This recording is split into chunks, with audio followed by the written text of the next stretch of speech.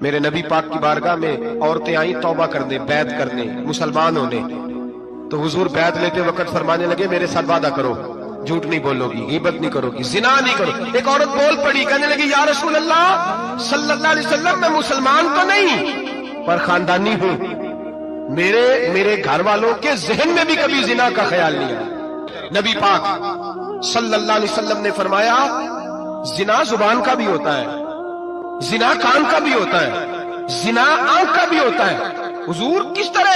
فرمایا جس نے گند دیکھا اس نے آنکھ کا زنا کیا، جس نے لذت لے کے سنا چپ نہیں کرایا، پوری بات سنی، وہ بھی زانی ہے، اور جس نے گندی بات بولی وہ منہ کا زانی ہے، جس نے گند سوچا وہ دماغ کا زانی ہے۔